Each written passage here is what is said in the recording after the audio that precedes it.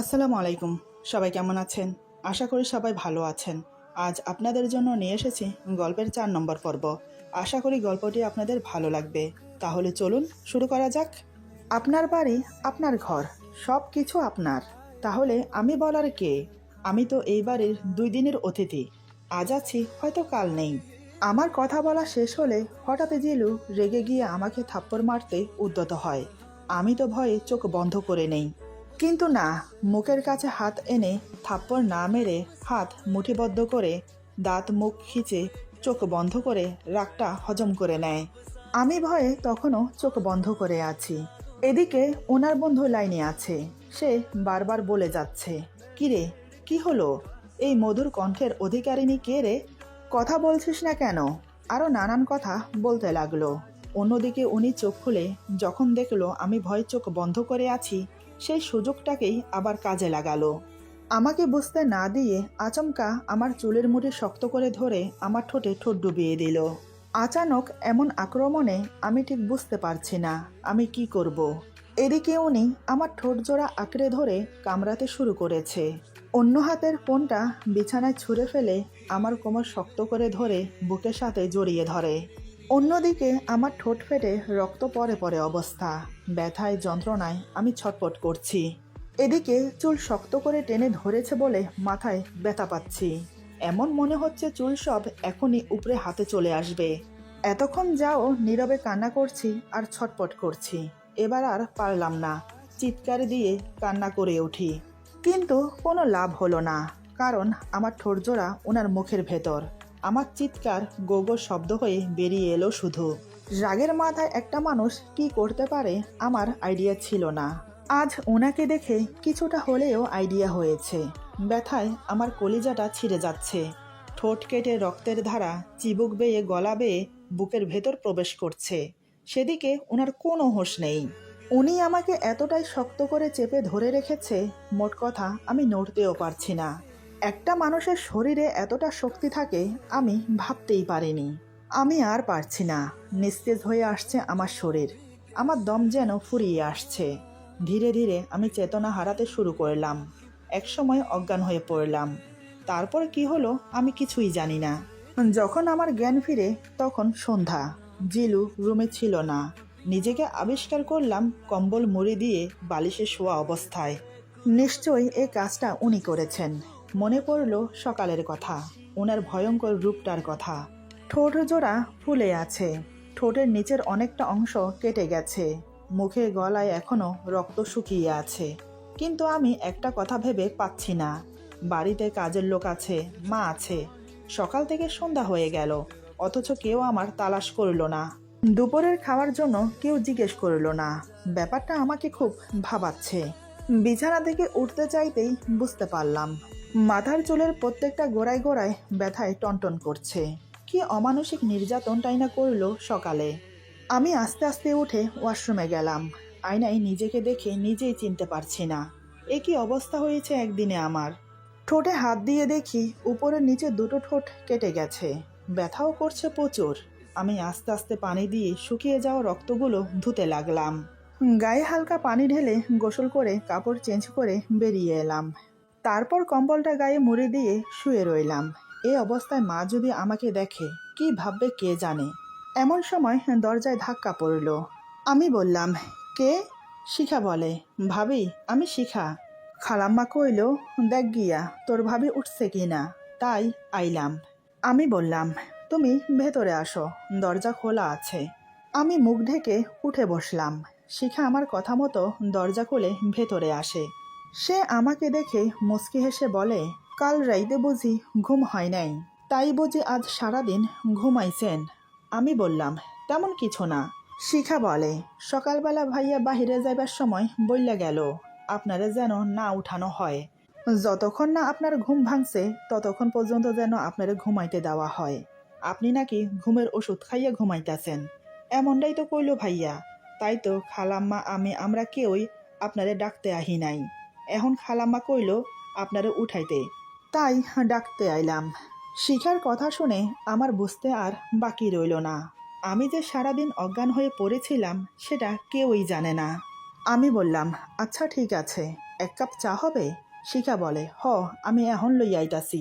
এই বলে চলে গেল। এদিকে আমার শাশুড়ি মা শিখা বেরিয়ে যাওয়ার পর এলো। আমাকে দেখে একটু ধমক দিয়ে বলে, সারাদিন না খেয়ে পড়ে পড়ে ঘুমাচ্ছিস বুঝি? সকালের নাস্তাও খেলি না, দুপুরের খাবারও খেলি না। কি হয়েছে বলতো আমাকে? জিলু কি কিছু বলেছে তোকে?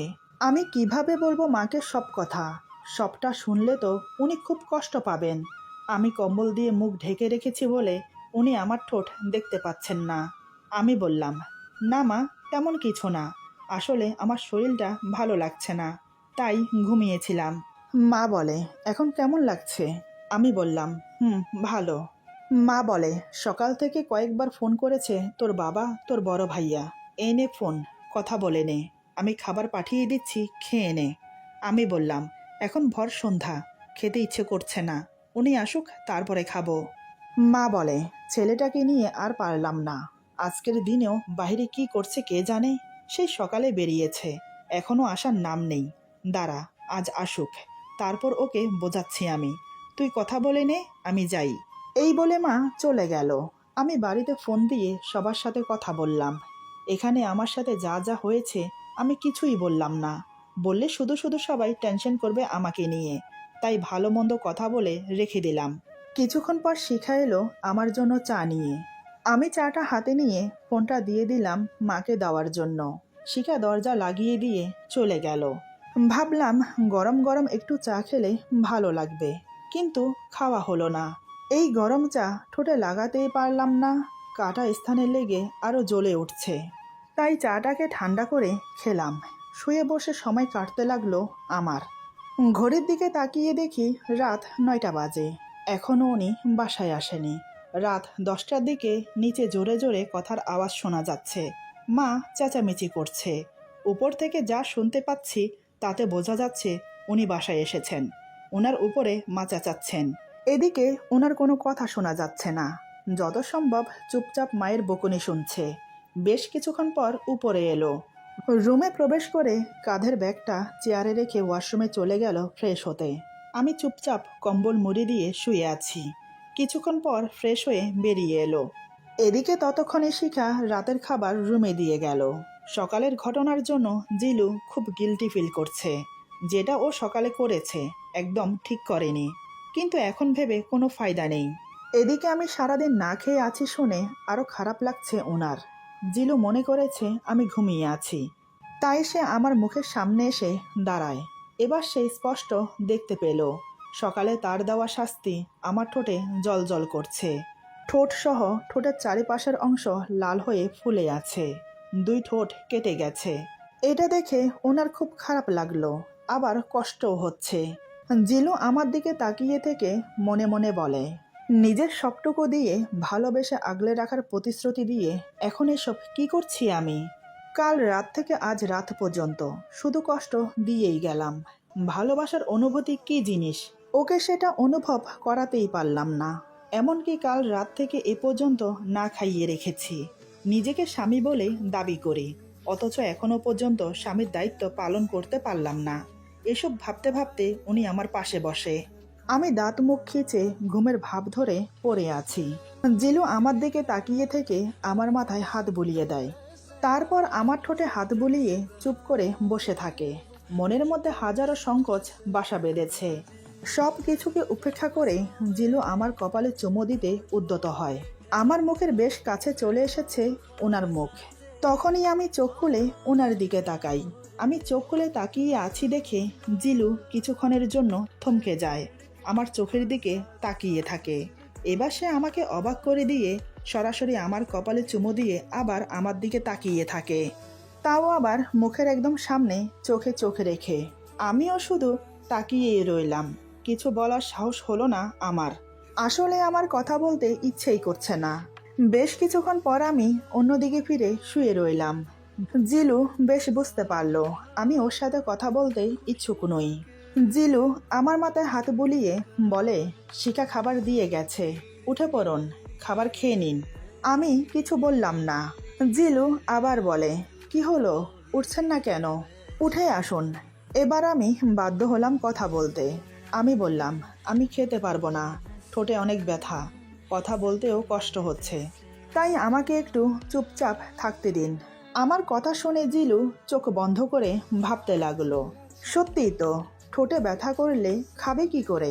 খাওয়ার জন্য তো মুখ হাঁ করতে হবে। না, অন্য কিছুর ব্যবস্থা করতে হবে, যেটা ও হাঁ না করে খেতে পারবে। কথাগুলো ভেবে জিলু উঠে গিয়ে ঢেকে রাখা খাবারগুলো খুলে দেখতে লাগলো পাতলা ডাল আছে কিনা। যখন দেখলো পাতলা ডাল আছে, তখন ওর মুখে একটা হাসি ফুটে উঠল। জিলু আমার কাছে এসে আবার আমার পাশে বসে বলে, পাতলা ডাল আছে, সেটা খেতে পারবেন, উঠুন। ওনার কথা শুনে আমি উঠে বসলাম, কারণ আমার প্রচুর খিদে পেয়েছে। এভাবে কোনোদিন আমি না খেয়ে থাকিনি, এই প্রথমবার আমি এতটা সময় না খেয়েছিলাম। আমি উঠে বসতেই জিলু ডালের বাটিটা একটা প্লেটের মধ্যে রেখে সাথে ছোট একটা চামচ দিয়ে আমাকে ধরিয়ে দিল। আমি কিছু না বলে খাওয়ার চেষ্টা করলাম। খেতে পারছি ঠিকই, তবে ঠোঁটে জ্বালা করছে, কিন্তু তারপরেও একটু খেলাম। বাকিটা রেখে দিয়ে ওয়াশরুমে গিয়ে ঠোঁট ধুয়ে নিলাম। আমি বেরিয়ে আসতেই জিলু বলে, কি হলো, পুরোটা তো শেষ করলেন না? আমি বললাম, আমার ঠোঁট জ্বালা করছে, আমি আর খাবো না। জিলু আমার কথা শুনে মাথা নিচু করে নিল। জিলু কিছুটা খেয়ে হাত ধুয়ে নিল। পুরো খাবার কেন শেষ করলো না আমি জিজ্ঞাসা করলাম না। শিখাকে ডাকা হলো সব নিয়ে যাওয়ার জন্য। সে এসে একে একে সব নিয়ে গেল। আমি উঠে নিচে বিছানা করে শুয়ে পড়লাম। আজ জিলু দেখেও কিছু বলল না, সেও চুপচাপ শুয়ে পড়ল। জিলু ঘুমিয়েছে কি না আমি জানি না, কিন্তু আমার ঘুম আসছিল না। ঠোঁটে ব্যথা, পায়ে ব্যথা, সাথে মাথার ব্যথা, সব মিলিয়ে যেন অস্বস্তি একটা কারবার। বেশ অনেকক্ষণ এপাশ ওপাশ করতে করতে ঘুমিয়ে পড়লাম। রাতে মেডিসিন খেয়ে শোয়ার কারণে সকালে ঘুম ভাঙতে দেরি হলো। ঘুম ভাঙতেই চোখ খুলে দেখি জিলু খাটের উপর কাত হয়ে শুয়ে হাতের উপর মাথার ভর দিয়ে আমার দিকে তাকিয়ে আছে। প্রথমে আমি দেখে চমকে উঠি, তারপর অন্যদিকে ফিরে শুতে যাব। তখনই দেখি বালিশের কাছে লাল টুকটুকে একটা ফুটন্ত গোলাপ, সাথে একটা চিরকুট। এসব দেখে আমি ওনার দিকে তাকাতেই উনি মুচকি হাসে। বুঝতে পারলাম এগুলো উনি রেখেছে। এবার আমি ওনাকে অবাক করে দিয়ে বিছানা থেকে উঠে গোলাপ আর চিরকুটটা নিয়ে জানালা দিয়ে ফেলে দিলাম। পরেও দেখলাম না চিরকুটে কি লেখা ছিল। এটা দেখে জিলুর মুখটা কালো হয়ে গেল, সাথে মনেও কষ্ট পেল। জিলু মনে মনে বলে, একটিবার পড়ে তো দেখতে পারতে আমি কি লিখেছি, তারপর না হয় ফেলে দিতে। কেন এত অ্যাটিটিউড দেখাচ্ছ? আমি যে মুখে না বলা কথাগুলো কাগজে লিখে তোমাকে দিয়েছি। কোনো সমস্যা না, আজ থেকে তো মাত্র শুরু করলাম। প্রতিদিন আমি তোমাকে আমার ভালোবাসা এজাহার করব, ঠিক একইভাবে। আমিও দেখি তুমি কত আমাকে এড়িয়ে যেতে পারো। কথাগুলো ভেবে আমাকে কিছু না বলে ওয়াশরুমে চলে গেল ফ্রেশ হতে। সামনে এক্সাম, তাই এখন কলেজ মিস করা চলবে না। ওয়াশরুম থেকে ফ্রেশ হয়ে বেরিয়ে রেডি হয়ে নাস্তা করে চলে গেল। আমার সাথে আর তেমন একটা কথা হয়নি। এদিকে উনি চলে যাওয়ার পর আমি তাড়াতাড়ি শিখাকে ডাকলাম। শিখা উপরে এসে আমাকে বলে, কি হয়েছে ভাবি, আমারে ডাকলেন কেন? আমি বললাম, তুমি তাড়াতাড়ি বাড়ির পেছনে যাও। আমি কিছুক্ষণ আগে একটা গোলাপ আর চিরকুট ফেলেছি, সেগুলো খুঁজে নিয়ে আসো প্লিজ। শিখা আমার কথা মতো চলে গেল। বেশ কিছুক্ষণ পর চিরকুট আর গোলাপ নিয়ে এলো। আমি ওর হাত থেকে এগুলো নিয়ে ওকে বললাম, খবরদার, এই ব্যাপারে যেন তোমার ভাইয়া না জানে। শিখা বলে, আপনি চিন্তা করেন না, আমি ভাইয়ারে কিচ্ছু কমো না। আমি জানি এই গোলাপ আপনারে ভাইয়া দিছে। আরে, আমার সামনেই তো লইয়া আইলো বাগান থেকে। আমি বললাম, সে যাই হোক, কিন্তু তুমি প্লিজ তোমার ভাইয়াকে বলো না। শিখা আমাকে আশ্বস্ত করে চলে গেল। আমি গোলাপ ফুলটাকে ভালো করে পরিষ্কার করে নিলাম, কারণ উপর থেকে ফেলার কারণে মাটি লেগে গিয়েছিল। এই প্রথম কেউ আমাকে একটা গোলাপ দিল, তাও সেটা নিজের স্বামী। সেটাকে আমি কি করে ফেলে দেই? যদিও আমাদের মাঝে এখনো মনোমালিন্য চলছে, তাতে কি হয়েছে? গোলাপটা তো আমি রাখতেই পারি। বেশ কিছুক্ষণ গোলাপটা হাতে নিয়ে দেখলাম। গোলাপটা খুব সুন্দর, সতেজ আর খুব তাজা। গোলাপটা পাশে রেখে চিরকুট খুলে পড়তে লাগলাম। ভালোবাসা কি জানেন? ভালোবাসা আসলে একটা নিঃশব্দ ভাষা, যেখানে কোনো শব্দের প্রয়োজন হয় না, শুধু চোখের দৃষ্টিতেই বলা হয়ে যায় হাজার কথা। ভালোবাসা এমন এক অদ্ভুত, যা তার নিঃসঙ্গ জীবনকে ভরে তোলে রঙিন স্বপ্নে। ভালোবাসা তখনই পূর্ণ হয় যখন আপনি আপনার স্বার্থ ভুলে ভালোবাসার মানুষকে সুখে রাখতে চাইবেন। ভালোবাসা আসলে একটা জিনিসই শেখায়, তা হলো আপনি থাকলেই আমার পৃথিবী পরিপূর্ণ। ভালোবাসি, শুধু ভালোবাসি। আর আপনার সাথে বাজে ব্যবহার করার জন্য আর আপনাকে কষ্ট দেওয়ার জন্য আমি দুঃখিত। Sorry, I am really sorry. ক্ষমা করুন আমাকে। চিরকুটটা পরে ঠোঁটের কোণায় একটা হাসি ফুটে উঠল। এত কষ্টের মাঝেও আমার মুখে হাসি, কারণ এই প্রথম কেউ আমার জন্য কাব্য লিখেছে। আমি চিরকুট আর গোলাপ ফুলটা খুব যত্নে লুকিয়ে রাখলাম, এমন জায়গায় রাখলাম যাতে ওনার চোখে না পড়ে। উনি তো জানে আমি ফেলে দিয়েছি। দুপুর 2টার দিকে উনি বাসায় চলে আসে। আসার সময় আমার জন্য চকলেট নিয়ে আসে, তাও আবার মিমি চকলেট, যেটা আমার খুব পছন্দের। রুমে এসে কাদের ব্যাগ থেকে দুটো মিমি চকলেটের প্যাকেট বের করে আমাকে দিয়ে বলে, এই দুটো আপনার জন্য, প্লিজ এগুলো আবার জানালা দিয়ে ফেলে দেবেন না। আমি ওনার হাতে মিমি চকলেট দেখে খানিকটা অবাক হই, কারণ উনি কিভাবে জানলো যে মিমি চকলেট আমার পছন্দ। আমাকে অবাক হয়ে তাকিয়ে থাকতে দেখে জিলু বলে, কি হলো নিন, আপনার কি চকলেট পছন্দ হয়নি? আপনি কি মিমি চকলেট খান না? আমি কিছু না বলে ওনার হাত থেকে চকলেট দুটো নিলাম। জিলু বলে, ধন্যবাদ চকলেট নেওয়ার জন্য। দুপুরের খাবার খেয়েছেন? আমি দুই দিকে মাথা নাড়িয়ে বুঝালাম, না। জিলু বলে, দিনের 2টো বাজে আর আপনি এখনো খাবার খাননি। আমি ফ্রেশ হয়ে আসছি, তারপর দুজন খেতে যাব নিচে। এই বলে উনি ফ্রেশ হতে ওয়াশরুমে চলে গেল। বেশ কিছুক্ষণ পর ফ্রেশ হয়ে বেরিয়ে এলো। জিলু বলে, চলুন খাবার খেতে। আমি বললাম, আমি যাব না। জিলু বলে, কেন, খিদে পায়নি আপনার? আমি বললাম, এই অবস্থায় আমাকে দেখলে সবাই কি ভাববে? ঠোঁটের এই অবস্থা নিয়ে আমি নিচে যেতে পারবো না। জিলু ব্যাপারটা বুঝতে পেরে নিচে গিয়ে আমার জন্য খাবার নিয়ে এলো, কিন্তু আমি আজও ঠিকমতো খাবার খেতে পারলাম না ঠোঁটের জন্য। শুধু পাতলা ডালটা খেয়ে কোনো রকম পেট ভরলাম। আজ শাশুড়ি মা বাসায় নেই, উনি অফিসে গেছেন। খাওয়া দাওয়ার পর জিলু একটু ঘুমিয়ে নিল। তারপর কলেজের অ্যাসাইনমেন্ট করতে লাগলো, তাও আবার এই রুমে না, অন্য রুমে, পাশে তার স্টাডি রুম। সন্ধ্যা হয়ে এসেছে। সন্ধ্যারও বেশ কিছুক্ষণ পর শাশুড়ি মা বাসায় এলো। বাসায় এসে জিলুকে নিজের রুমে ডেকে নিয়ে গিয়ে বলে, তোর সাথে আমার কিছু কথা ছিল। জিলু বলে, বলো। মা বলে, তোদের বিয়েটা তো এমনি হয়েছে, এখন বিয়েটা ধুমধাম করে দিয়ে সবাইকে জানানো প্রয়োজন। তুই কি বলিস? জিলু বলে, আমি চাই বিয়ের অনুষ্ঠান যাই হোক, সব আমার এক্সামের পরে। এখন আপাতত যদি সে বাড়িতে যেতে চায় তাহলে যাবে, সমস্যা কি? এতে আমার কোনো আপত্তি নেই। মা বলে, ঠিক আছে, যেমনটা তুই চাইবি, যা তাহলে। বৌমা রুমে একা আছে, ওর পায়ের কি অবস্থা এখন? আমি তো সারাদিন অফিসের কাজেই বিজি ছিলাম। জিলু বলে, এখন আপাতত অনেকটা ভালো আছে। এই বলে রুমে চলে এলো। রাতে খাওয়া দাওয়ার পর জিলু আবার পড়ার জন্য চলে গেল স্টাডি রুমে। আমি নিচে বিছানা করে ঘুমানোর চেষ্টা করলাম, কিন্তু ঘুম আসছে না। এবার আমি উঠে বসলাম। ঘড়ির দিকে তাকিয়ে দেখি রাত 11টা বাজে। এদিকে উনি এখনো আসেনি রুমে। মনে মনে ভাবলাম, উঠে গিয়ে দেখি উনি কি করছে। আমি এবার বিছানা ছেড়ে উঠে আস্তে আস্তে ওনার রুমের দরজার কাছে গেলাম। রুমের দরজা ভেজানো ছিল। আমি একটু করে খুলতেই ক্যাচ ক্যাচ শব্দ হলো। দরজার শব্দ শুনে জিলু পিছনে না তাকিয়ে বলে, কিরে শিখা, তুই এত রাতে এখানে কি করছিস? ঘুমাসনি এখনো? এসেছিস যখন ভালোই হয়েছে। আমার জন্য 1 কাপ কফি নিয়ে আয় তো, মাথাটা খুব ধরেছে। যা, একটু তাড়াতাড়ি নিয়ে আয়। আমি তো দরজা ধরে দাঁড়িয়ে অবাক হয়ে তাকিয়ে আছি। এখন কি করি? আমি কিছু না বলে নিচে চলে গেলাম। নিচে তো নেমে এলাম, কিন্তু রান্নাঘর কোন দিকে সেটাও তো জানি না। এই বাড়িতে আসা অবধি আমি তো নিচেই নামিনি। কার ঘর কোনটা, কোনটা কি রুম বা রান্নাঘর কোন দিকে, কিছুই জানি না। এখন কি করি? ভাগ্য ভালো যে এখনো ড্রয়িং রুমের লাইট জ্বলছে, তাই সব কিছু দেখতে পাচ্ছি। নিচে যতগুলো রুম আছে সবগুলো রুমের দরজা বন্ধ আছে, শুধু একটা রুম ছাড়া। আমি ধীরে ধীরে সেই রুমের দিকে এগিয়ে গেলাম।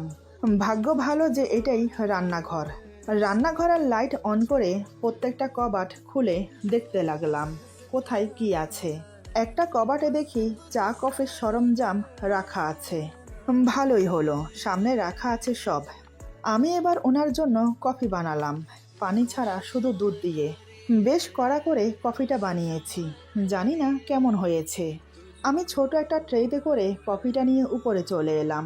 যেহেতু আমার হাঁটতে একটু সমস্যা হচ্ছে পায়ের জন্য, তাই একটু সময় লাগলো উপরে আসতে। আমি কফিটা নিয়ে ওনার রুমে প্রবেশ করি। দরজার আওয়াজের কারণে উনি বুঝতে পারল কফি নিয়ে এসেছে। জিলু বলে, এনেছিস কফি? এখানে রেখে তারপর যা। আর হ্যাঁ, যাওয়ার সময় দরজাটা লাগিয়ে দিয়ে যাস। জিলু নিজের পড়া নিয়ে এতটাই ব্যস্ত ছিল যে এদিকে না তাকিয়েই কথাগুলো বলছে। আমি কফিটা ওনার সামনে রেখে দাঁড়িয়ে রইলাম। উনি অনুভব করতে পারল যে কফি রেখে দাঁড়িয়ে আছি। জিলু বলে, কিরে, কিছু কি বলবি? আমি তো কোনো কথাই বলছি না। জিলু আবার বলে, কিছু না বললে এভাবে দাঁড়িয়ে আছিস কেন? যা, ঘুমোতে যা। আমি তারপরেও কথা বলছি না, শুধু চেয়ে চেয়ে ওনার হাতের লেখা দেখছি।